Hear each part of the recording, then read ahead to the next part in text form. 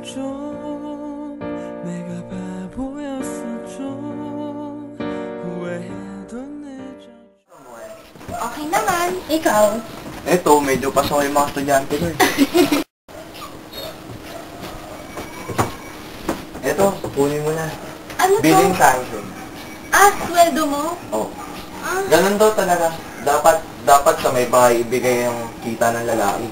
May sweldo naman din ako eh. Billing sa akin ni Inang. Ganun daw. Dapat daw ibigay ko sa'yo.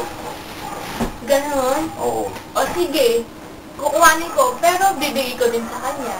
Kasi siya naman yung namamahala sa bahay eh. Tingnan ko, papayag si Inang. Sabi niya, dapat sa'yo ko daw ibigay yung sweldo mo. Yung sweldo ko. Hindi niyo makakatanggi sa akin. Pero kulang yan. Kasi may naabunuhan akong matrikula ng bata. Hindi ko na mapapabayaan at marunong. Hindi ka naniniwala. So, hindi sa naniniwala. Ako nga, 3 pa nga inaabunuhan kong bata eh. Hindi nga nagagalit nga si Inang sa akin kasi kulang yung sahod ko. Hindi naiintindihan ng inang mo dahil hindi niya naranasan ang pagdaraho. Nagaling pa ako nagtuturo, hindi naman ako yan. Biruin mo, alas 5 pa na ng umaga, umaalis na ako sa bahay para lang magturo at wala akong pamasahe. Hindi naman ako makatagal sa eskwelahan.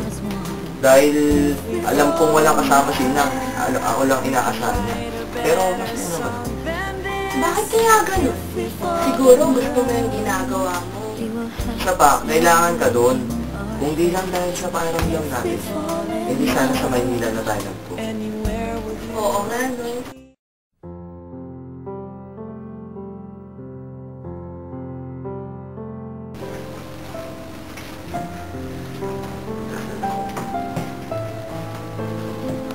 Bakit daw?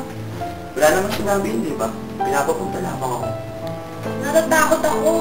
Kamag-anak kasi ni Osvaldo, yung punong-puno na si Mr. Boto. O yan, naman. Wala nang ikinasal naman tayo, wala na din siya sa mundo.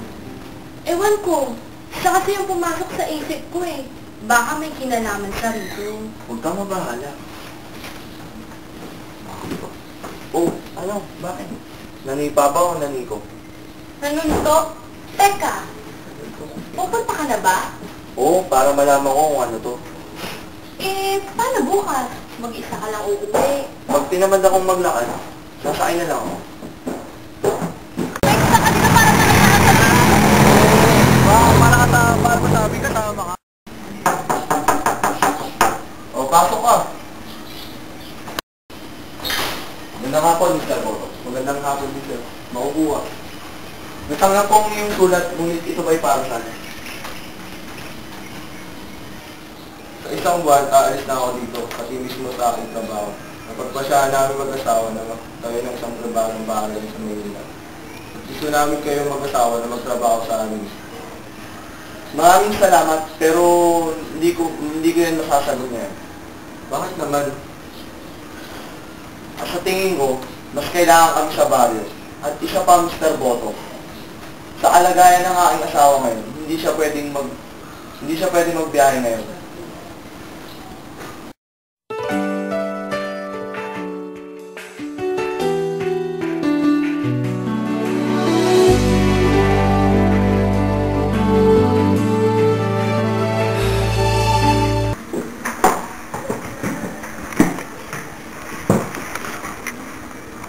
Mauro?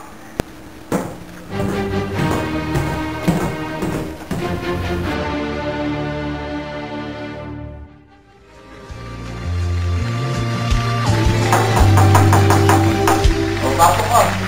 Alala, Patukan ka! simula, ikaw ang lagi nasa isip ko bawat laging Mag-i-game.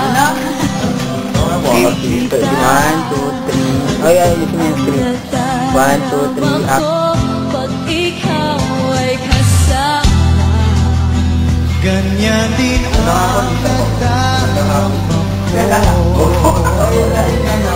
Tuwing ika'y lalapit sa akin, ako'y parang